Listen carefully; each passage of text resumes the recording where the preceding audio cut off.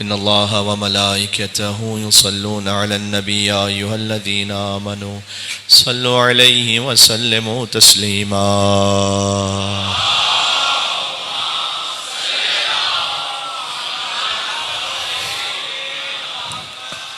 أعوذ بالله من الشيطان الرجيم. بسم الله الرحمن الرحيم. لا حول ولا قوة إلا بالله العلي العظيم.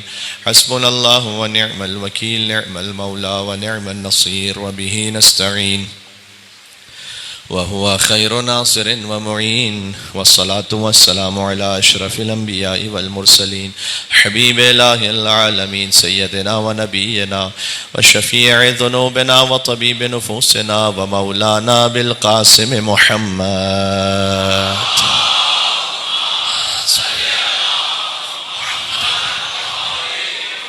وعلى آله الطيبين الطاهرين المعصومين المظلومين المنتجبين المنتخبين الميامين، سيما بقية الله في الأرضين.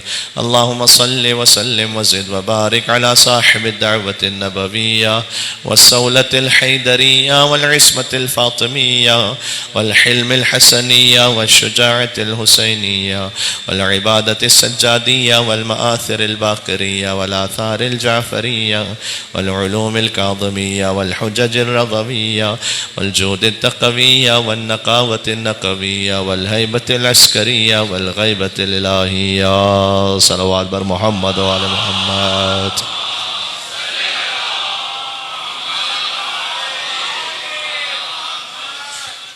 رحمة الله على محبيهم واللعنة الدائمة على أعدائهم أجمعين.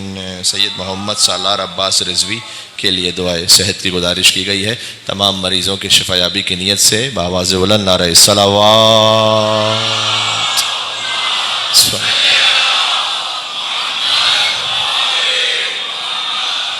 چونکہ آج شہزادہ قاسم ابن امام حسن مجتبیٰ علیہ السلام کا ذکر ہے، لہٰذا مجلس کے آغاز میں سبط اکبر امام ابو محمد حسن بن علی المجتبیٰ سے توسل اختیار کرتے ہیں. مولا حسن علیہ السلام کے نام پر سب ساتھ ساتھ پڑھیے گا. بسم اللہ الرحمن الرحیم. یا ابا محمد یا حسن بن علی ایہا المجتبیٰ یا ابن رسول اللہ یا حجت اللہ علی خلقہ یا سیدنا و مولانا انا توجہنا واستشفعنا وتوسلنا بك إلى الله وقدمناك بين يدي حاجاتنا يا وجيها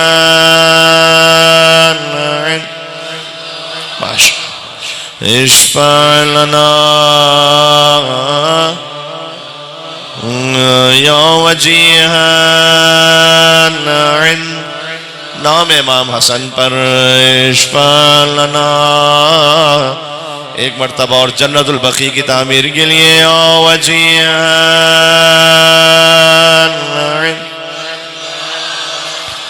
اشفع لنا عند اللہ. صلوات بر محمد و آل محمد.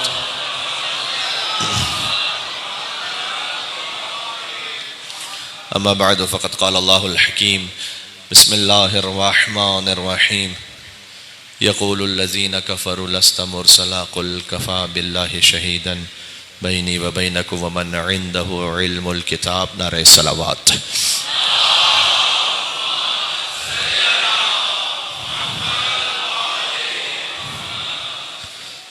گزشتہ کم سے کم 3 سے 4 مجالس میں ہماری گفتگو ایک خاص تسلسل میں جاری ہے. جب ہم نے ذکر کیا کہ 9 ہجری میں کون سے واقعات پیش آئے اور 10 ہجری میں غدیر کا واقعہ تھا، لہٰذا 9 ہجری میں مباہلہ، آئے تطہیر کا نزول، آئے ولایت کا نزول 9 ہجری ہی کا واقعہ ہے، جب سورہ توبہ کو پہنچایا گیا، جو آپ کے یہاں سورہ توبہ اور ہمارے یہاں معمولاً سورہ توبہ کے نام سے معروف ہے، ورنہ اصل اس کا نام سورہ براءت ہے، براءت والا سورہ، جہاں سے اعداء اہل بیت سے برات کی جائے۔ اور وہ اتنی صحیح کتابوں میں یہ بات موجود ہے کہ جس سے کوئی مسلمان انکار نہیں کر سکتا کہ جب وہ سورہ نازل ہوا تو چونکہ مشرکین مکہ، ابھی فتح مکہ تو نہیں ہوئی تھی، تو مشرکین مکہ وہاں خانہ کعبہ میں ان کے بت رکھے ہوئے تھے، اور وہ مشرکین سے براءت کا سورہ ہے، ان سے بیزاری کا اعلان کرنا ہے۔ اس سورے کی تفصیل یہ ہے کہ اب کعبے میں بت نہیں رہیں گے، کوئی برہنہ طواف نہیں کرے گا کعبے کا۔ وہاں قریش نے ٹیکس جمع کرنے کے لیے ایک بہانہ یہ بنایا تھا، اور بے حیائی کے لیے بھی، کہ جو آئے گا وہ اپنا لباس اتار دے گا۔ کیوں؟ اس لیے کہ انہوں نے کہا کہ جو لباس پہن کر طواف کرے گا اسے وہ لباس صدقہ کرنا پڑے گا۔ اور آج کا زمانہ نہیں تھا کہ ہر انسان کے پاس 20 25 لباس ہوں، کم از کم ایک غریب سے غریب انسان کے پاس بھی 3 4 5 لباس تو ہوتے ہی ہیں۔ وہاں کبھی کبھار پورے ایک لباس میں پورے سال گزر جاتے تھے، اسی کو ہی وہ دھوتے تھے، اسی کو ہی پہن لیتے تھے، ان کے پاس لباس نہیں ہوتے تھے، 2 لباسوں میں 3 لباسوں میں پوری زندگی گزر جاتی تھی۔ تو لباس اس وقت دینا ان کے مطابق ان بتوں کی راہ میں دینا وہ بڑا سخت تھا، تو وہ مجبور ہو جاتے تھے کہ اگر ہم نے لباس پہن کر طواف کیا تو ہمیں لباس دینا پڑے گا، تو لہٰذا لباس اتار کر طواف کرتے تھے۔ اب اس میں ایسے واقعات بھی پیش آئے جو تفصیل میں جانے کا وقت بھی نہیں ہے، یہاں سے ضرورت بھی نہیں ہے ممبر سے، تو کوئی برہنہ طواف نہیں کرے گا۔ یہ سب احکام تھے سورہ براءت میں۔ حضور مکرم نے یہ سورہ جب نازل ہوا تو دیا حضرت ابو بکر رضی اللہ تعالیٰ عنہ کو کہ وہ پہنچائیں اس سورے کو، اور جب وہ راستے میں جانے لگے تو اس وقت حکم خدا آیا کہ اے محمد، یا آپ پہنچائیں او رجل منکا، یا آپ جیسا پہنچائے۔ یہ جو منکا ہے نا، یہی ہے حسین منی و انا من حسین، منیت کا رشتہ حضور کا اہل بیت اطہار علیہ السلام سے ہے۔ تو رجل منکا، آپ پہنچائیے، یا آپ میں سے کوئی ہو، آپ ہی جیسا ہو۔ تو حضور نے انہیں واپس بلایا اور یہ سورہ حوالے کیا مولا علی بن ابی طالب علیہ السلام کے۔ یہ وہ بات ہے کہ جس سے کوئی مسلمان محدث مفسر انکار کر نہیں سکتا، اتنی محکم بات ہے یہ۔ میں اتنے مجمع کے سامنے یہ بات کہہ رہا ہوں، جہاں تک آواز جا رہی ہے، تو اس کا کوئی انکار نہیں کر سکتا۔ اور امیر المومنین پہنچے۔ ایک روایت ہے، ہو سکتا ہے کل آپ کو سنا دوں، کہ جس میں مولا علی علیہ السلام کا ساسا ابن سوہان سے مکالمہ ہے۔ ساسا ابن سوہان وہ ہیں کہ تقریباً وہ آخری صحابیوں میں سے جنہوں نے مولا علی سے گفتگو کی ہے وقت آخر، جب مولا علی علیہ السلام زخمی تھے، تو اس وقت ساسا نے ایک سوال کیا تھا مولا علی سے۔ یعنی اب روایت تو شاید کل سناؤں، لیکن اس بات کو سمجھانے کے لیے کہنا ضروری ہے کہ جب طبیب نے کہا نا کہ زہر کا اثر مغز تک پہنچ گیا، تو اس وقت مولا نے فرمایا، اس وقت پہ غور کیجیے گا، کیونکہ تلوار میں زہر بھی ہے، اور طبیب نے یہ کہا امام حسن علیہ السلام سے کہ اب آپ کے بابا کے بظاہر بچنے کا امکان اس لیے نہیں ہے کہ یہ زہر مغز تک پہنچ گیا ہے۔ ابھی یہ کہا طبیب نے، امیر المومنین نے آنکھیں کھولی اور فرمایا سلونی سلونی، کیا وہ موقع ہے قبل ان تفقدونی، پوچھ لو قبل اس کے کہ علی کو کھو دو۔ یا امیر المومنین، یہ کون سا موقع ہے سلونی کہنے کا؟ یہ علی سمجھانا چاہتے تھے کہ جس کے وسیع کو علم اتنا ہو اور اس مقام پر ہو کہ مغز تک زہر پہنچ جائے، تب بھی سلونی کہہ دے، اس کے نبی کو نہ ہزیان کبھی ہوگا نہ نسیان ہوگا۔ سبحان اللہ۔ اس وقت ساسا ابن سوہان نے پوچھا، یا امیر المومنین انت افضل ام آدم، آپ افضل ہیں یا آدم؟ یہ مولا علی سے پوچھا گیا، جو میڈیا پہ سوال پہلے ہوا تھا ایک زمانے میں کہ علی علیہ السلام انبیاء سے افضل ہیں یعنی، اور میں اس پہ بات بھی کر چکا ہوں کہ علی کے 11ویں فرزند وہ ہیں جو حضرت عیسیٰ کے امام ہوں گے، اس پہ میں 2 دن بات کر چکا ہوں میں۔ تو اب مولا علی کی افضلیت کی بات نہیں، علی کی اولادوں کی افضلیت کی بات ہے یہاں تو۔ جی تو اس وقت مولا علی علیہ السلام سے پوچھا انہوں نے انت افضل ام آدم، امام نے جواب دیا انا افضل، پھر قرآن سے دلیل دی انت افضل ام نوح، انت افضل ام ابراہیم، انت افضل ام موسیٰ۔ موسیٰ علیہ السلام کا جو سنا ہے نا، تو مولا علیہ السلام نے کہا کہ موسیٰ انہوں نے فرعونیوں کا ایک مارا تھا، تو جب وہ ہجرت کرنے لگے تو اور فرعون کے پاس جب وہ گئے، اللہ سبحانہ و تعالیٰ نے کہا کہ آپ جائیے اور فرعون کے سامنے کلمہ حق کہیے، اذهب الى فرعون انه طغى، اس نے طغیان کیا ہے، فرعون کے سامنے کلمہ حق کہیے۔ تو موسیٰ علیہ السلام نے قرآن میں اس کا ذکر ہے، حضرت موسیٰ علیہ السلام نے کہا کہ پروردگار میں نے تو ایک مارا ہوا ہے ان کا، تو ہارون کو میرا مددگار بناتے، رب اشرح لی صدری ویسر لی امری واحلل عقدۃ من لسانی یفقهوا قولی واجعل لی وزیرا من اہلی ہارون اخی، ہارون کو میرا مددگار بنا دے تاکہ میں جاؤں تو ہارون میرے ساتھ ہو۔ مولا نے کہا کہ میں موسیٰ سے افضل اس لیے ہوں کہ موسیٰ نے ایک مارا تھا فرعونیوں کا، اور میں نے مشرکوں کا کوئی گھر چھوڑا نہیں تھا، جہاں بدر میں، احد میں، خیبر میں، خندق میں انہیں نہ مارا ہو۔ اور جب رسول اللہ نے کہا کہ سورہ توبہ لے کر جائیے، بات یہاں سے شروع ہوئی، سورہ برات لے کے جائیے، تو میں جا رہا تھا مشرکوں میں نے رسول اللہ سے نہیں کہا کہ رسول اللہ کسی کو ساتھ بھیج دیں جو میرا مددگار ہو، تنہا گئے علی، پہنچے مکہ میں، سارے مشرک کا اللہ کا کلام وحی پروردگار نازل ہوئی ہے، کیا؟ سورہ برات کو پڑھنا شروع کیا، اللہ اس کا رسول بیزار ہے تم مشرکین سے۔ اچھا یہ وہی پڑھ سکتا ہے جس نے کبھی زندگی میں خود نہ کبھی شرک کیا ہو، نہ کہ جس کے خاندان نے کبھی برہنہ طواف کیا ہو۔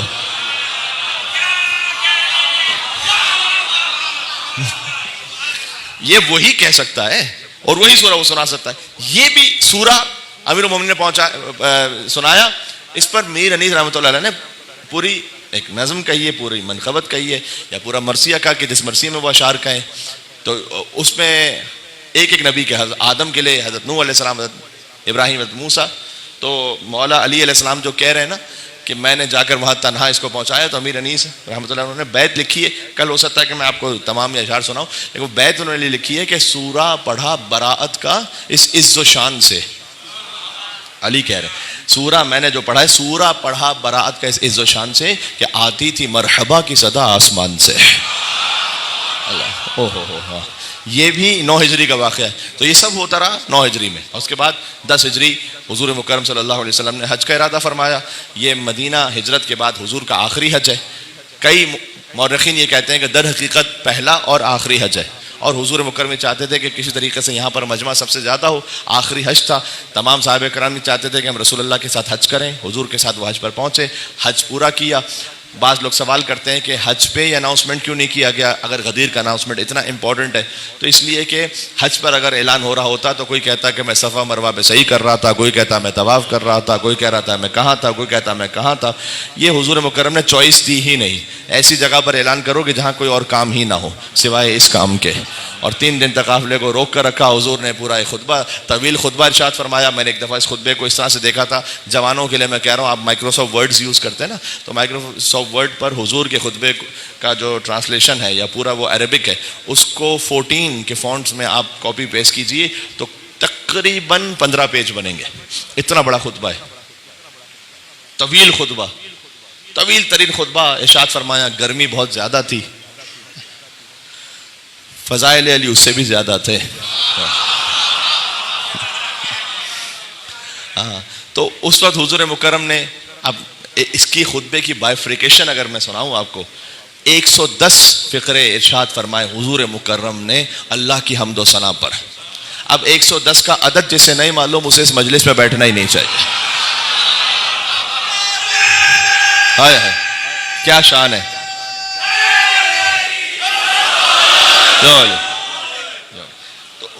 تو 110 فقرے ارشاد فرمائے اللہ کی حمد و ثنا پر، 50 فقرے ارشاد فرمائے مولا علی علیہ السلام کے فضائل پر، 4 مرتبہ امام مہدی کا نام لیا، 20 جملے خطبہ غدیر میں امام مہدی کا نام لیا حضور، 4 مرتبہ نام لیا۔ خطبہ غدیر یہ کرنے والا ایک کام ہے کہ خطبہ غدیر کا ترجمہ جو آپ آسانی سے اویلیبل ہے، کہیں پر بھی آپ کسی اوتھنٹک ویب سائٹ پر دیکھیں آپ کو مل جائے گا، یہ پڑھنے والی چیز ہے۔ آپ کو ایک دفعہ خطبہ غدیر فقط من کنتم مولا فہذا علی مولا نہیں، یہ پورا خطبہ پڑھنا چاہیے۔ 4 مرتبہ امام مہدی کا نام لیا.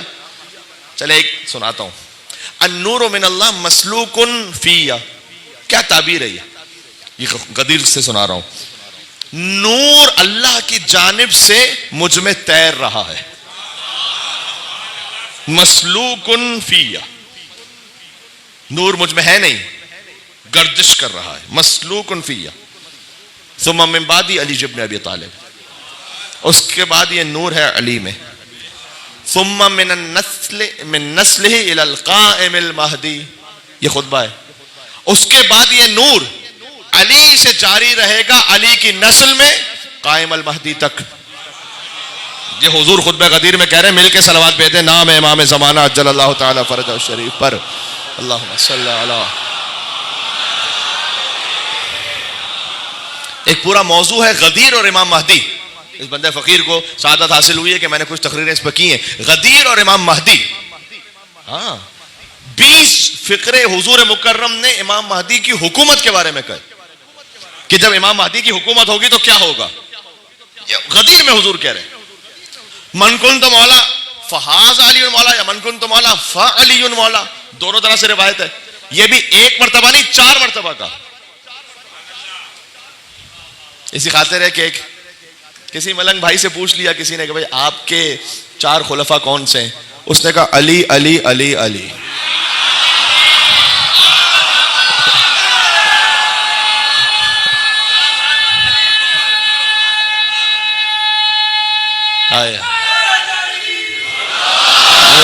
علی 4 مرتبہ من کنت مولا فعلی مولا. بار بار یہ ریپیٹ کیا. اور پھر اس خطبے کو مکمل کرنے کے بعد تمام مسلمانوں سے کہا کہ وہ آئیں اور علی ابن ابی طالب علیہ السلام کو سلام کریں. السلام علیکم امیر المومنین کہہ کر، السلام علیکم امیر المومنین کہہ کر سلام کریں اور دست مبارک علی ابن ابی طالب علیہ السلام پر بیعت کریں کہ حضرت عمر فاروق رضی اللہ تعالی عنہ وہ تشریف لائے اور انہوں نے آ کر مولا علی علیہ السلام کے دست مبارک پہ بیعت کی اور مبارکباد دی. اس سے کوئی انکار نہیں کر سکتا. انہوں نے مبارکباد دی اور کہا بخن بخن لک یا ابن ابی طالب، اے ابو طالب کے بیٹے آپ کو مبارک ہو. یہ مسلمانوں کو سیکھنا چاہیے حضرت خلیفہ دوم سے کہ انہوں نے جب خوشی کا موقع کوئی ہو تو کوئی ایسی بات کا ذکر نہیں کرتے جو کسی کے لیے کوئی طنز کا باعث ہو. اگر ابو طالب کافر تھے تو غدیر پر ابو طالب کا بیٹا کہہ کر کیوں مبارکباد دے رہے تھے؟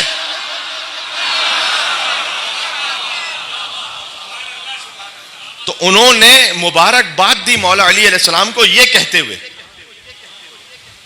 اب میں ایک بات کہنا چاہوں گا تمام مسلمانوں سے. دیکھیں میں بات کر رہا ہوں بنی امیہ، میں اس سے اوپر کی بات نہیں کرتا اس وقت گنجائش نہیں.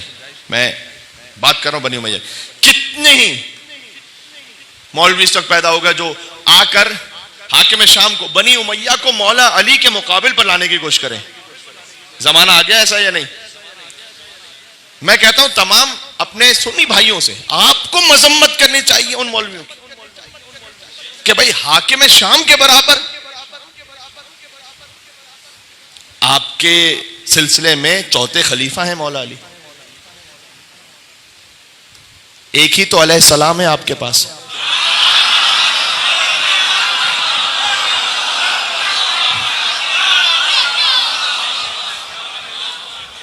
یہ جملہ پہنچا. ایک ہی تو علیہ السلام ہے.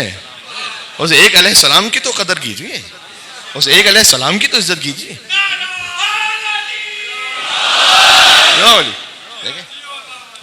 تو میں نے دیکھے کتنا احترام سے بات کی اور حد الامکان میں نے اپنے طور پر ممبر امام حسین السلام سے کوشش کی کہ کسی کی دل آزاری نہ ہو، بلکہ پورے احترام اور پروٹوکول سے نام لے کر بات کی ہے میں نے، تاکہ جو اصل بات ہے وہ پہنچے. کسی کے یہاں توہین کرنا مقصود نہیں، کسی پہ طنز کرنا مقصود نہیں. تو حاکم شام کو مولا علی کے مقابل پہ تو نہ لے کر آؤ، یہ ظلم تو نہ ہو. بعد میں پھر امام حسن علیہ السلام، آج شہزادہ حسن علیہ السلام کا ذکر ہے، حسن علیہ السلام کے شہزادے کا، اس لیے میں یہ فقرہ بھی کہہ دوں. امام حسن علیہ السلام کے ساتھ صلح جو ہوئی تو بہت سارے بھائیوں نے کہہ دیا کہ جناب صلح ہو گئی تھی تو معاملہ ٹھیک تھا. دیکھیں صلح تو رسول اللہ کی بھی ہوئی تھی، مشرکین مکہ کے ساتھ صلح ہوئی تھی. مشرکین مکہ کے ساتھ صلح ہونا یہ اس بات کی دلیل تھوڑی ہے کہ رسول اللہ کا ان کے ساتھ معاملہ ٹھیک تھا. بعض لوگ اس پر بھی کہتے ہیں، ذرا غور کیجیے گا تاکہ باتیں کلیئر ہو جائیں، کہ بھائی مولا علی علیہ السلام کا ان سے معاملہ بہت اچھا تھا اس لیے کہ وہ مولا علی کے پاس آتے تھے اور ان کو مولا علی مشورے دیتے تھے۔ دیکھیں یہ بھی کوئی دلیل نہیں، علی کی امامت ان کے عہدے کا تقاضا یہ کہ کوئی علی کے پاس آئے گا۔ میں آپ کو مثال دیتا ہوں، فرض کیجئے کہ فرعون نے جب خدائی کا دعویٰ کیا تو اللہ نے کیا فرعون کا رزق بند کر دیا؟ تو اب کوئی کہے کہ اللہ کے اور فرعون کے تعلقات بڑے اچھے تھے، اس لیے کہ اللہ فرعون کو رزق دے رہا تھا، اگر تعلقات خراب ہوتے تو رزق بند کر دیتا۔ رب کی ربوبیت کا تقاضا ہے کہ فرعون جیسا بھی ہو اللہ اس کا رزق نہیں بند کرے گا۔ علی کی امامت کا عہدے کا تقاضا ہے۔ علی سلونی کہہ رہے ہیں، امام رضا علیہ السلام نے فرمایا اللہ نے کوئی حجت ایسی رکھی نہیں، بہت غور کیجئے گا میں کیا جملہ کہہ رہا ہوں، اللہ نے کوئی حجت ایسی رکھی نہیں کہ تم اس حجت سے کچھ سوال کرو اور وہ جواب میں کہے لا ادری، مجھے نہیں معلوم۔ اگر کوئی جواب میں یہ کہے کہ مجھے نہیں معلوم، وہ کوئی عالم ہو سکتا ہے جس کو نہیں معلوم، کوئی ثقت الاسلام، حجت الاسلام، آیت اللہ، کوئی بھی ہو سکتا ہے۔ حد یہ ہے کہ کوئی تابعی، تبع تابعی، صحابی بھی ہو سکتے ہیں جن کو نہیں معلوم، ان کے پاس سارا علم تو نہیں تھا نا، لیکن کسی سے پوچھو اور وہ کہے کہ مجھے نہیں معلوم، وہ حجت خدا نہیں ہو سکتا۔ یہ سادہ سی پہچان ہے، امام رضا نے فرمائی ہے کہ دیکھو اگر کسی سے پوچھو اور وہ کہے مجھے نہیں معلوم، اس کا مطلب وہ حجت خدا نہیں ہے۔ ہائے ہائے ہائے، کتنی سادہ پہچان بتا دی۔ اب علی سے عرش کا پوچھو یا فرش کا پوچھو، اصول کا پوچھو یا فروع کا پوچھو، توحید کا پوچھو یا نبوت کا پوچھو یا قیامت کا پوچھو، نماز کا پوچھو، جنت کا پوچھو، جہنم کا پوچھو، کچھ پوچھو، علی ابن ابی طالب، علی سے کیا علی کے بچوں سے پوچھو۔ کیا واقعہ نہیں ہے کتابوں میں کہ ایک بہت بزرگ ہستی تشریف لائیں اور رسول اللہ موجود تھے مسجد میں اور رسول اللہ ان کے احترام میں کھڑے ہو گئے۔ اب مدینہ چھوٹا شہر تھا، کوئی اتنا بڑا نہیں تھا کہ لوگ ایک دوسرے کو نہ پہچانتے ہوں، لیکن وہ بزرگ پہلی دفعہ دیکھے گئے تھے اور ایسے بزرگ کہ رسول اللہ ان کے احترام میں کھڑے ہوں، اور انہوں نے آ کر کہا کہ یا رسول اللہ میں آپ سے کچھ سوال پوچھنے آیا ہوں۔ حضور مکرم کی گود میں تھے امام حسن بڑے نواسے، آج میں چاہ رہا ہوں امام حسن علیہ السلام سے ربط دے دوں بات کا آگے بڑھاتے ہوئے، تو حضور کی گود میں تھے امام حسن علیہ السلام۔ حضور نے کہا کہ آپ کیا مناسب سمجھتے ہیں کہ آج میرے بجائے آپ ان سے پوچھ لیں؟ واہ واہ واہ، سبحان اللہ۔ آپ کسی عالم دین کے پاس جائیں، ان کی گود میں ان کا چھوٹا سا بیٹا ہو 4 سال کا، حضرت ایک مسئلہ پوچھنا ہے نماز کا، دوسری اور تیسری رکعت میں شک ہو جائے تو کیا حکم ہے؟ کہ ان سے پوچھ لو۔ آپ کہیں گے قبلہ یہ کیا ہے؟ ان سے پوچھ لو، ذہن میں تو یہ خیال ہے کہ میں ان سے بہتر تو میں خود ہوں 4 سال کے بچے سے، لیکن وہ حضور کی معرفت رکھتے تھے وہ بزرگ، انہوں نے کہا یا رسول اللہ آپ کا حکم ہے تو میں بچے سے پوچھ لیتا ہوں۔ وہ بچے کو لے گئے سبط اکبر امام حسن علیہ السلام، ایک طرف لے گئے اور کچھ پوچھا۔ کیا پوچھا؟ اگر کسی روایت میں ہو تو مجھے نہیں معلوم، جہاں سے میں پڑھ رہا ہوں وہاں پر سوال جواب نہیں لکھے ہوئے، شاید تاریخ میں ہے بھی نہیں کہ کیا پوچھا۔ حضرت خضر نام میرے منہ سے نکل گیا، چلے۔ جب وہ واپس آئے حضور پھر احترام میں اٹھے، حضور نے ایک بات پوچھی، کیا آپ مطمئن ہو گئے؟ یہ داہنے باہنے والوں کو سمجھانا تھا اصل میں۔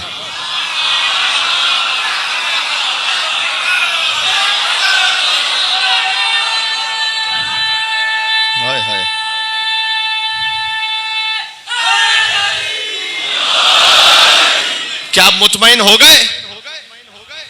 انہوں نے یہ نہیں کہا میں مطمئن ہو گیا، انہوں نے کہا میں ویسے ہی مطمئن ہوا جیسے آپ سے مطمئن ہوتا تھا۔ یہ ہے اولنا محمد اوسطنا محمد آخرنا محمد کلنا محمد۔ جب مطمئن ہو گئے وہ اور چلے گئے وہ، تو صحابہ کرام نے پوچھا یا رسول اللہ یہ کون تھے؟ حضور نے فرمایا یہ حضرت خضر تھے جو اکثر میرے پاس آتے ہیں، اور آج میں نے ان سے کہا کہ حسن مجتبیٰ سے پوچھ لیں۔ تو دیکھیں سب کا احترام ہے، اس لیے کہ صحابہ کرام نے حضور کے قدموں میں بیٹھ کر دین سیکھا ہے، لیکن حسنین نے حضور کے کندھوں پر بیٹھ کر آیتوں کو سنا ہے۔ تو ہر ایک کا اپنا اپنا مقام ہے یا نہیں ہے؟ اب فرق یہ ہو گیا، حضرت خضر جب تشریف لائے تو وہ پہچان نہیں سکے نا جو حضور کے اطراف میں تھے، ہاں تو جو نہ پہچان سکیں، ہاں دیکھیں ان کا بڑا مقام ہے، لیکن نہیں پہچان سکے وہ، کیونکہ بہرحال ان میں سے کچھ وہ تھے کہ جو کچھ عرصہ پہلے مسلمان ہوئے ہوں گے، کچھ صحابی جو تھے ان سے پہلے مسلمان ہوئے ہوں گے، اس طریقے سے ایسا تھا نا، تو وہ نہیں پہچان پائے. اور یہ بات بھی ہے عالم انوار کی، عالم غیب کی بات ہے. حضرت خضر کو کیسے پہچانے گا کوئی؟ تو جو نہ پہچان سکے وہ صحابہ کرام ہے.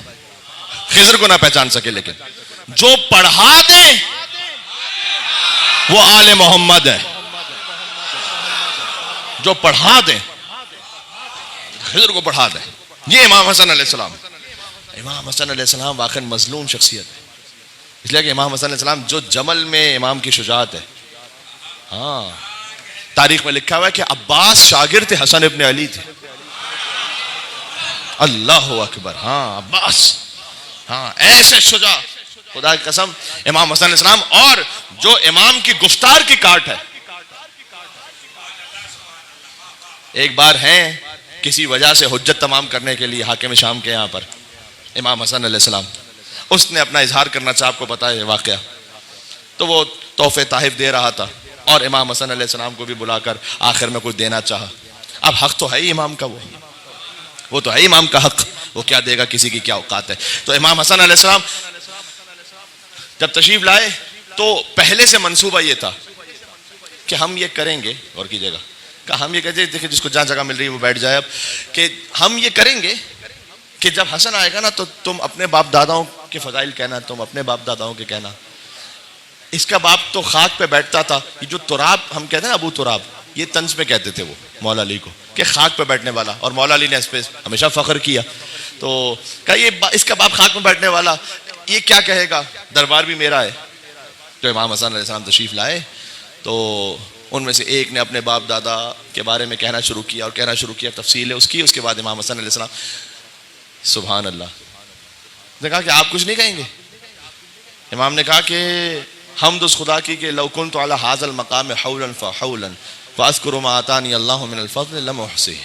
حمد اس خدا کی کہ اگر میں یہاں پر سال ہا سال کھڑا رہوں، حسن خود لسان اللہ جو ہے، میں سالہ سال یہاں کھڑا رہوں اور وہ کہتا رہوں جو اللہ نے ہمیں عطا کیا ہے،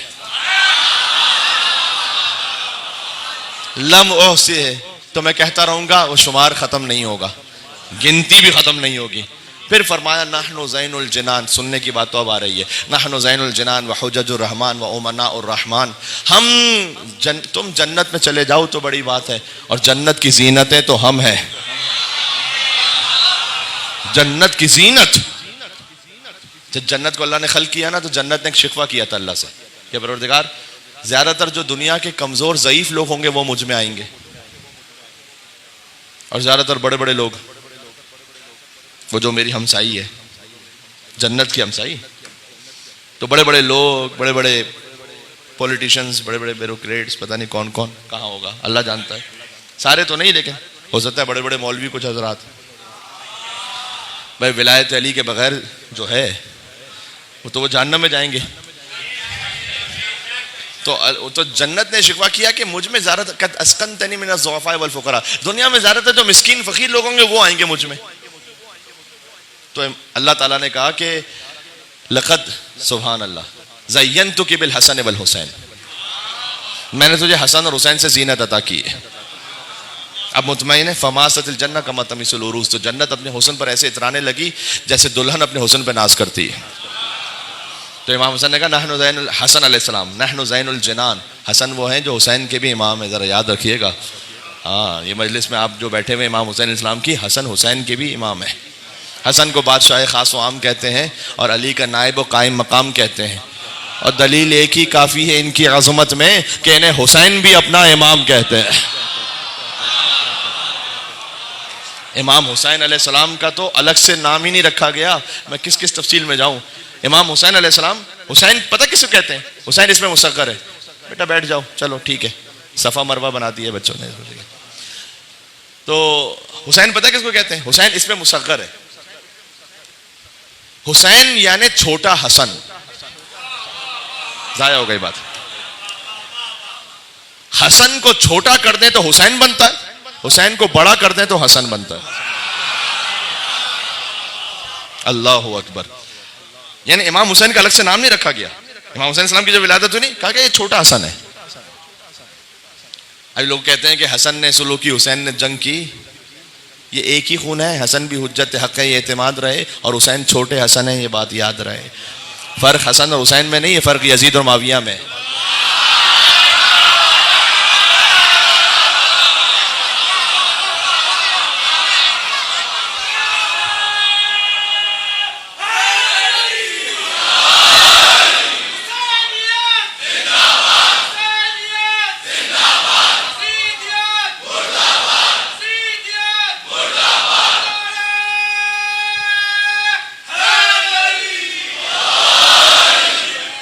جی تو امام حسن علیہ السلام وہاں حاکم شام کے دربار میں کھڑے ہوئے, کہہ رہے نحن زین الجنان وحجج الرحمن, جنت کی زینت ہم ہیں, رحمان کی حجت ہم ہیں. اب امام حسن علیہ السلام نے یہ کہا نا, تو وہاں حاکم شام نے یہ کہا کہ اب ہے امام حسن علیہ السلام کا روب جلال, سب سن رہے ہیں. پھر امام نے یہ بھی کہا, یہ جملہ بھی کہا کہ اگر چاہوں, لو شئت, اگر چاہوں تو لجعلت العراق شاما والشام عراقا والرجل امراتا والامرات رجلا. اگر چاہوں تو عراق کو شام پہ الٹ دوں یا شام کو عراق پہ الٹ دوں, اور مرد کو عورت کر دوں اور عورت کو مرد کر دوں.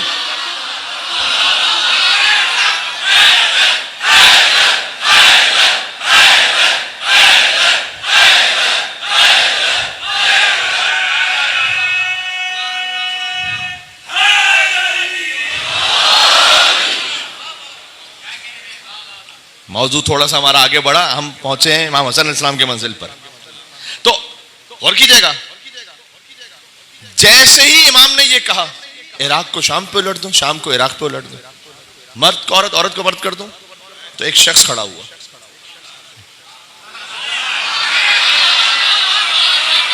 کہوں بد نصیب کھڑا ہوا. اس نے کہا حسن یہ کیا کہہ رکھا ہے کہ عراق کو شام پہ الٹ دوں, شام کو عراق پہ الٹ دوں, مرد کو عورت کر دوں, عورت کو مرد کر دوں, یہ کیا کہے جا رہے ہو؟ عین اللہ نگاہوں نے دیکھا. اما تستحی ان تقعدی بین الرجال, تجھے مردوں کے مجمع میں بیٹھتے ہوئے حیا نہیں آ رہی ہے؟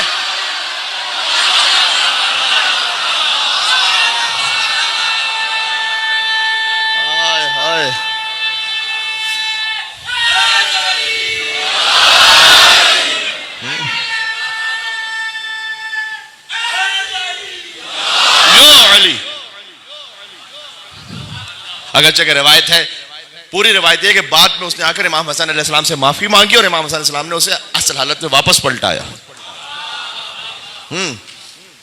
اچھا جب یہ سب کچھ ہو رہا ہے, دربار اب اس کا ہے,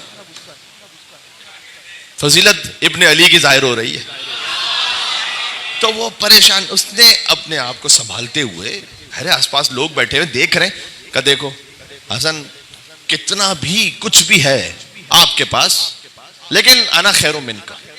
سننے کی بات ہے, جو اصل میں امامت کی گہرائی کو سمجھتے ہیں, جس حد تک ہمیں اللہ سبحانہ و تعالیٰ نے استطاعت دی ہے. یہاں پر وہ فقرہ ہے, میں امید رکھتا ہوں کہ مجلس امام حسین علیہ السلام کے توسط و برکت سے آپ محسوس کریں گے کہ امام حسن کیا کہنا چاہ رہے ہیں. تفصیل میں کیا جاؤں گا, وقت بھی نہیں بچا. اگر تفصیل میں جائیں اور پورے تفصیل سے سمجھائیں تو پھر وہ لطف بھی نہیں ہے کہ جو خود امام کے جملے میں ہے. امام نے کہا کہ انا خیر من کا, حسن میں بہتر ہوں تم سے. ایک جواب اس کا یہ ہوتا کہ انا خیر من کا, تمہاری کیا حیثیت, میں تم سے بہتر ہوں. یہ نہیں کہا امام نے. تو پھر کیا کہا؟ ارے اگر امام نے یہ نہیں کہا کہ میں تجھ سے بہتر ہوں تو پھر کیا کہا؟ وہ کہا انا خیر من کا, حسن میں تم سے بہتر ہوں. امام نے دیکھا کہ معاذ اللہ ان اقول انا خیر من کا, میں تو پناہ چاہتا ہوں ایک ایسے موقع سے جب مجھے یہ کہنا پڑ جائے کہ میں تجھ سے بہتر ہوں.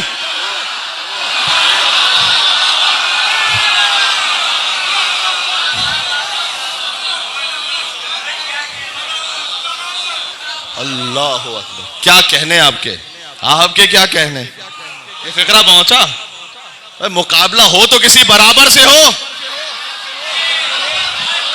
اللہ اکبر. عظمت امام حسن مصطفیٰ علیہ السلام سے یہاں تک وہاں بلندتر حسنی اور حسینی صلوات بھیجتے محمد آل محمد پر.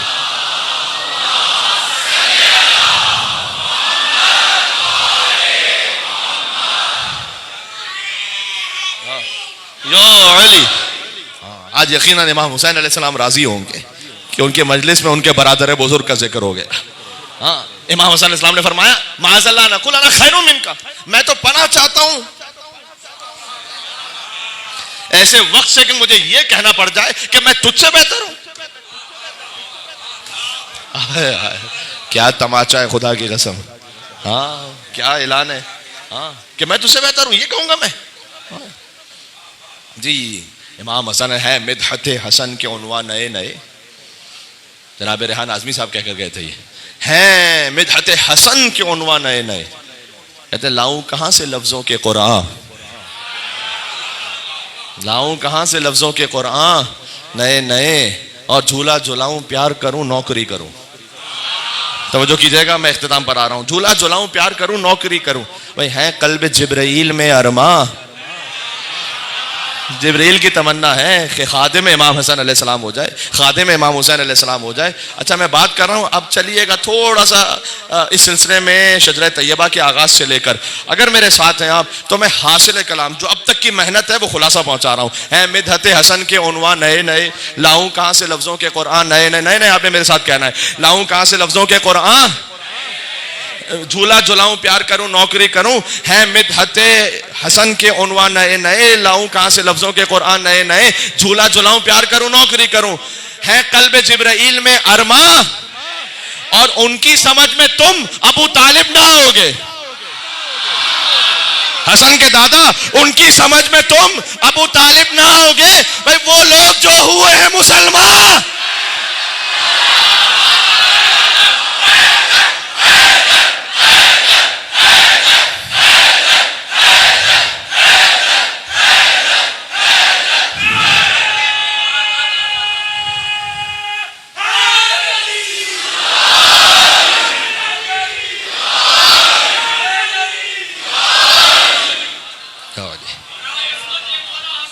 سبحان اللہ اللہم صلی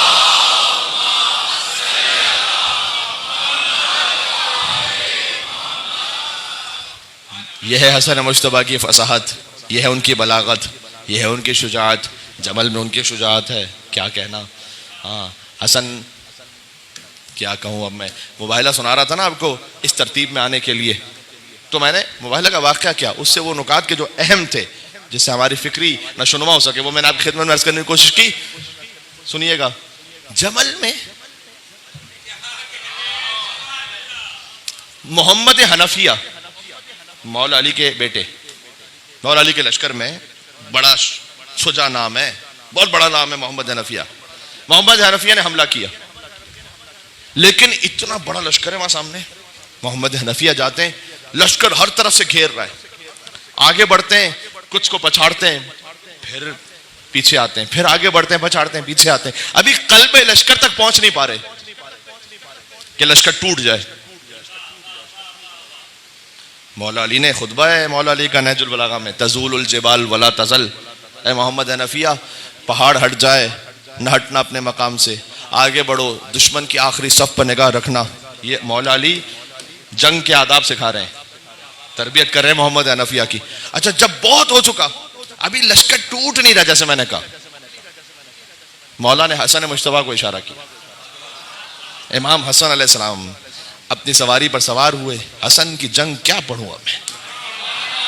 قلب لشکر میں پہنچے، لمحے میں میں منع پر، لمحے میں میں سرا پر. ایک حملہ کیا میرے مولا حسن علیہ السلام نے، حسن کے ایک حملے سے پورا جمل کا نقشہ الٹ گیا تھا. فتح ہو گئی جنگ پہلے حملے میں. امام حسن، سننے کی بات ہے، امام حسن علیہ السلام اپنی پوری شجاعت و شہامت، وارث زور حیدر کرار، شیر حیدری کی طرح لڑتے ہوئے واپس آئے. اب میمنہ بکھر گیا، میسرہ ٹوٹ گیا، وہ قلب لشکر بھاگ رہے لوگ. حسن مجتبیٰ محمد حنفیہ ساتھ میں کھڑے. کئی دفعہ ایسا ہوتا ہے کہ آپ، اللہ نے 2 اولادیں دی ہیں، 3 اولادیں دی ہیں، آپ نے ایک بچے سے کہا یہ کام کر دو، نہیں ہو سکا، دوسرے بچے نے جا کے کر دیا، تو پہلے بچے کو تھوڑا سا کبھی شرمندگی بھی ہوتی ہے نا، یہ فطری بات ہے. تو محمد حنفیہ ان کا چہرہ تھوڑا نیچے تھا. مولا علی نے محسوس کیا اب علی جیسا باپ ہو تو تسلی بھی تو دینی ہے نا. خدا کی قسم یہ ایسا فقرہ ہے، میری ساری زندگی کی خطابت اور ساری زندگی کی نوکری قربان ہو جائے اس ایک فقرے پر۔ میرے مولا نے آگے بڑھ کر کہا، اے محمد حنفیہ، مولا نے محسوس کیا، اے محمد حنفیہ آپ اسے دل پر نہ لیجئے، میں نقل بالمعنی کر رہا ہوں یہ جملہ، دل پر نہ لیجئے اور پریشان نہ ہو بیٹا، اس لیے کہ مقابلہ دو برابر کی چیزوں کا ہوتا ہے۔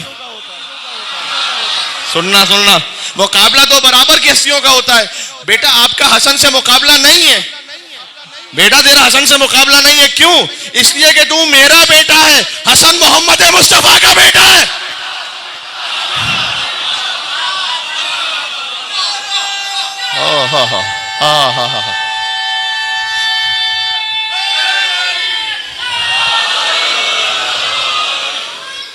یہ اپنا حکم سمجھ میں آ رہا ہے؟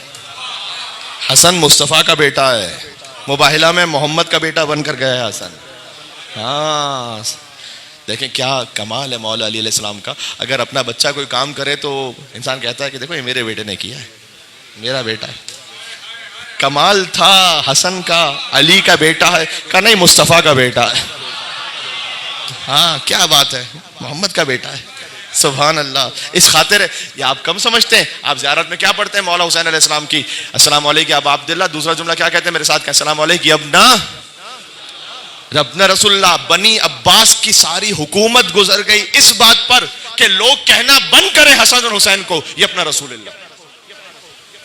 ہاں یہ ابن رسول اللہ، یہ فقط حسن حسین کے علاوہ کسی کو کہا نہیں جا سکتا، یا ان کی معصوم اولادوں کو۔ کیا کہنا، حسن ہی کے فرزند قاسم ابن حسن۔ دیکھیں ایک فقرہ میں کہہ دوں مصائب پر آنے سے پہلے، حضرت قاسم ابن حسن لاشا پامال ہوا، یہ ذکر مصائب میں ہمیشہ سنتے ہیں اور اب سنیں گے بھی انشاءاللہ۔ جناب قسیم امروہی صاحب ہیں، انہوں نے پامال کے لفظ کو امام حسن کے بیٹے حضرت قاسم کے لیے مصائب میں نہیں فضائل میں کہا ہے۔ فضائل کا بھی ایک رخ ہے، ان کے مصائب میں فضائل ہیں اور فضائل میں مصائب ہیں، یہ رخ ہے اس طرح سے۔ تو کہتے ہیں کہ نور پابند سن و سال نہیں ہو سکتا، 13 برس کے ہے نا تو وہی نور حسن ہے، تو نور پابند سن و سال نہیں ہو سکتا، اور ذکر قاسم کبھی پامال نہیں ہو سکتا۔ کیا بات ہے، ذکر قاسم کبھی پامال نہیں ہو سکتا، یہ ذکر رہے گا ہمیشہ۔ قاسم، جناب بلال کاظمی صاحب نے بھی پوری رجس کہی ہے حضرت قاسم علیہ السلام کے لیے۔ متاع فاطمہ زہرا ہوں نام قاسم ہے، شجاعتوں کی تمنا ہوں نام قاسم ہے، میں عظمتوں کا سویرا ہوں نام قاسم ہے، قسیم خلد کا پوتا ہوں نام قاسم ہے۔ ہاں کتاب جنگ میں ترمیم کرنے آیا ہوں اور تمہارے جسموں کو تقسیم کرنے آیا۔ قاسم قاسم، ہاں قاسم ابن حسن۔ امام حسن امام حسین ہر فضیلت میں شریک ہیں، تو ہر مصائب میں بھی شریک ہونا تھا۔ جیسے حسن کے کلیجے کے ٹکڑے کٹ کٹ کر لگن میں آئے، تو حسین کا لاشا بھی پامال ہوتا رہا کربلا میں، ہر مصائب میں شریک ہونا تھا۔ کربلا میں امام حسین علیہ السلام کا لاشا فقط پامال ہوا، شام غریبہ جانتے ہیں آپ، جب عمر سعد نے گھوڑوں کی نال بندی کروائی نا، جس میں لکھا ہوا ہے باقاعدہ تاریخ میں ان کے نام ملعونوں کے لکھے ہوئے کہ کس کس نے گھوڑے کی نال بندی، نال پتہ کسے کہتے ہیں، گھوڑے کی سموں میں لوہے کی سمیں جوڑ دینا تاکہ جب وہ دوڑیں تو لوہوں سے کچل کچر کر لاشا پامال ہو جائے۔ 10 ملعونوں کے نام تو بڑے واضح لکھے ہوئے، اور ان 10 میں سے کوئی ایک بھی حلال زادہ نہیں تھا، یہ بھی واضح لکھا ہوا ہے۔ ہاں حسین پر گھوڑے دوڑانے والے۔ تو ابھی لاشوں کی پامالی شروع ہونے والی تھی کہ حبیب ابن مظاہر کا قبیلہ آ گیا، اس نے کہا کہ ہم تو نہیں پامال ہونے دیں گے حبیب کے لاشے کو، کہ جاؤ حبیب کا لاشا لے کر جاؤ۔ کربلا میں اس طرح کی جنگ ہے کہ حبیب ابن مظاہر امام حسین علیہ السلام کے لشکر میں، لیکن ان کے کچھ قبیلے والے وہ اس طرف بھی ہیں، وہ آ گئے، لیکن حر کا قبیلہ تو آ گیا، اس نے کہا کہ ہم نہیں پامال ہونے دیں گے، ہمارا کمانڈر تھا۔ عمر سعد نے کہا جاؤ لے جاؤ، حر کا لاشا بھی لے جاؤ۔ مسلم ابن اوسجا قبیلہ آگے بڑھا۔ حد یہ کہ شہزادہ علی اکبر علیہ السلام کی والدہ بی بی ام لیلہ سلام اللہ علیہا، جن کا عظیم الشان مقام ہے، لیکن ان کے خانوادے سے کچھ لوگ تھے جو اس طرف بھی تھے. میں نے تاریخ پڑھی تھی آپ کے سامنے کہ جب بی بی ام لیلہ کے دادا وہ آئے تھے رسول اللہ سے ملنے, پھر ان کو شہید کر دیا گیا تھا, تو تھے کچھ لوگ ایسے, وہ آئے, انہوں نے کہا یہ ہمارے خاندان کا ایک فرد ہے, ملتا ہے تعلق کا, لاشا لے جاؤ. سارے لاشیں الگ ہو گئے. ایک بہن دیکھ رہی تھی کوئی میرے بھائی کا لاشا لا,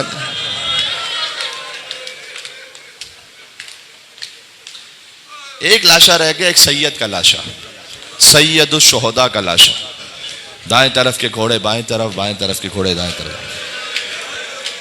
جب کربلا جانا نا زیارت پر, تو قبر امام حسین پر پہنچ کر یہ نہیں سمجھنا کہ کوئی میت ہے جو دفن ہے, لاش کے ٹکڑے ہیں جو دفن ہے. حسین کی پسلیاں ایک طرف ہو گئی ہیں, حسین ہائے ہائے ہائے ہائے ہائے ہائے ہائے. 1400 برس بعد سننا اتنا مشکل ہے. ایک 4 سال کی بچی دیکھ رہی تھی, نانا اپنے سینے پر حسین کو سلانے والے, شہزادی زینب فریاد کرتی تھی, آج حسین کا لاشا ہے, گھوڑوں کی ٹاپوں تلے پامال ہے. اب یہ مصیبت مخصوص امام حسین سے, ان کا لاشا پامال ہونا. اب میں یہ سمجھتا ہوں, میں اپنے ذاتی طور پر یہ سمجھتا ہوں کہ امام حسن علیہ السلام ہر فضیلت میں شریک تھے نا, تو مصیبت میں بھی شریک ہونا تھا. تو حسن کی نیابت میں حسن کا بیٹا قاسم کا لاشا پامال ہوا, تاکہ حسین کا لاشا جو پامال ہونا تھا اس میں حسن مصیبت میں شریک ہو جائے. جزاک اللہ. کتنی ہی بڑی تعداد میں آپ یہاں تشریف فرمائے, اور کتنے ہی لوگ ایسے ہیں, میرے خیال میں شاید جتنے یہاں موجود ہیں اس سے بہت زیادہ آس پاس سن رہے ہیں اور آواز جا رہی ہے. میں آج آپ سے کہنا چاہوں گا 13 برس کے نوجوان کا ماتم ہے. ہائے ہائے ہائے ہائے. شب عاشور ایسی ہی کوئی رات تھی, شب عاشور اندھیرا. امام حسین علیہ السلام نے چراغ بھی بجھا دیے, جسے جانا ہے چلا جائے. کچھ دیر بعد چراغ روشن کیے تو عباس کھڑے ہوئے اہل بیت کی جانب سے, ایک خطبہ ارشاد فرمایا. اللہ اکبر, وہ خطبہ کبھی سناؤں گا. پھر کھڑے ہوئے مسلم ابن اوسجا اصحاب کی جانب سے, کمر جھکی ہوئی تھی, راشا تھا, تلوار کے سارے کھڑے ہوئے. کہا اے فرزند رسول, میں نے آپ کے نانا کا زمانہ بھی دیکھا ہے, آپ کے بابا کا زمانہ بھی دیکھا ہے, میں آپ کے بھیا حسن مجتبیٰ کے ساتھ بھی رہا ہوں, اور پھر اللہ نے مجھے توفیق دی ہے کہ آج میں آپ کے ساتھ ہوں. اے مولا, اگر میں 70 مرتبہ جلایا جاؤں, 70 مرتبہ زندہ کیا جاؤں, 70 مرتبہ میرا لاشا ٹکڑے ٹکڑے ہو جائے, میں آپ کا ساتھ نہیں چھوڑوں گا. عجب اصحاب با وفا تھے. حبیب ابن مظاہر تو اٹھے تو جانتے کیا کہا؟ حبیب نے تو دوست تھے نا, تو دوست والی بات کی. کہا حسین اگر چلا گیا تو آپ کی ماں کو کیا منہ دکھاؤں گا میں؟ اگر قیامت میں پوچھ لیا آپ کی والدہ نے کہ حبیب میرے حسین کو چھوڑ کر چلے گئے تھے. امام نے دعائیں دی اپنے اصحاب کو, اور اس کے بعد غور کرنا, امام نے اپنے اصحاب کو دعائیں دی, اور دعائیں دینے کے بعد امام علیہ السلام نے نام بتانا شروع کیے. کل کے شہیدوں میں کس کس کا نام شامل ہے, ان کا نام شامل ہے, ان کا نام شامل ہے, سارے نام لیے. اور جب سارے نام ہو چکے, ذرا غور کرنا, سارے نام ہو چکے, تو حضرت قاسم کا نام نہیں تھا اس میں. قاسم نے کھڑے ہو کر کہا کہ چچا کل کے شہیدوں میں آپ نے میرا نام نہیں لیا. کہ بیٹا کیف الموت عندک, موت کیسی ہے آپ کی نگاہ میں؟ یہ بتلانا چاہتے تھے حسین کے بھتیجے کو زبردستی نہیں لے کر آیا میں, ہاں بھتیجا اپنے قلب سے وجود سے آیا ہے. کہ موت کیسی ہے؟ کہ احلی من العسل, کہ چچا موت تو شہد سے زیادہ شیرین ہے. کہ بیٹا پھر کل کے شہیدوں میں فقط آپ کا نہیں, آپ کے ننھے بھیا علی اصغر کا نام بھی شامل. ایک مرتبہ قاسم نے تڑپ کر کہا کہ چچا جان کیا یہ فوج بے حیا خیموں میں گھس آئے گی؟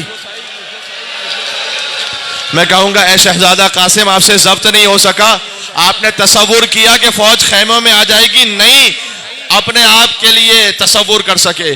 سلام میرا بیمار امام سید سجاد, شام غریبہ بیویاں ایک خیمے سے دوسرے خیمے، دوسرے خیمے سے تیسرے خیمے جا رہی تھی. امام نے فرمایا ہے ذرا سننا اور ماتم کرنا. کسی نے امام سجاد سے پوچھا تھا مولا شام غریبہ بیویوں کی کیا کیفیت تھی؟ امام نے کہا سوال کرنے والے تو نے پھر میرے کلیجے کو زخمی کر دیا. ایک تسبیح تھی امام کے پاس، امام نے وہ تسبیح توڑ دی، دانے بکھر گئے. کہ جیسے یہ دانے بکھر گئے نا شام غریبہ علی و فاطمہ کی بیٹیاں بکھر گئی تھیں. رونا اب تو بہت کم دن رہ گئے، عاشور قریب ہے، 7 محرم ہو گئی. آج مدینہ سے امام حسن آئے ہیں پرسہ لینے، میرے بچے کے نام پر کون ماتم کرنے والا ہے؟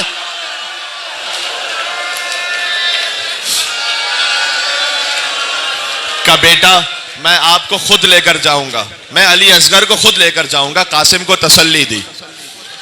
اگلا دن آیا، دیکھو قاسم کو پالا امام حسین نے. 3 برس کے تھے قاسم، امام حسن کی وفات شہادت ہو گئی تو امام حسین نے پالا ہے باپ بن کر. تو بار بار آتے ہیں ان کے پاس جنہوں نے باپ بن کر پالا ہے. اپنے چچا سے کہتے ہیں چچا جان اب میں چلا جاؤں.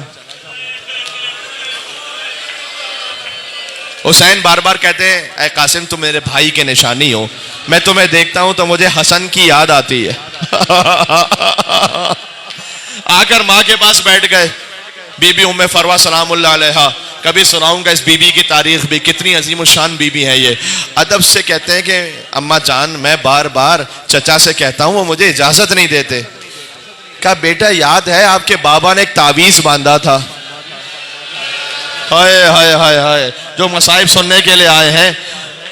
ماں باپ تعویذ باندھتے ہیں بچوں پر کہ ہمارا بچہ بچ جائے. حسن نے تعویذ باندھا تھا کہ میرا بچہ حسین پر قربان ہو جائے. تعویذ کو کھولا، اس میں تحریر لکھی ہوئی تھی کہ یہ تحریر ہے حسن ابن علی کی طرف سے کہ اے بھائی حسین، اگر کبھی کوئی سخت وقت ہو آپ پر تو میں آپ سے کہہ رہا ہوں کہ میرے بچے کو میری نیابت میں قربان ہونے کی اجازت دے دینا. مولانا منتظر عباس نقوی صاحب بہت زبردست عالم اور ذاکر اور خطیب تھے. وہ یہ کہتے ہیں کہ اب تک حسین جو روک رہے تھے نا، بھیج نہیں پا رہے تھے، اب جب امام حسن کی تحریر آ گئی تو حسین روک نہیں سکتے. اب بھائی کا حکم آ گیا ہے، اب تو امام حسن کی وصیت آ گئی ہے. اللہ اکبر. اب بھیجنا ہے امام حسین کو، لیکن کیسے بھیجیں؟ قاسم کو گلے سے لگایا. فغشی علیہما، مقتل میں ہے کہ دونوں غش کھا کر بے ہوش ہو گئے. کربلا میں پانی نہیں تھا کہ پانی چھڑکا جائے. شہزادی زینب کے آنسو بہے. پھر غش سے فاقہ ہوا، پھر اتنا روئے کہ غش آ گیا. کئی مرتبہ ایسا ہوا. بالآخر قاسم اٹھے، حسین نے گود میں اٹھایا، جیسے 13 برس کے ہیں، سہارا دیا. عباس نے سہارا دیا، حسین نے سہارا دیا اور بٹھایا.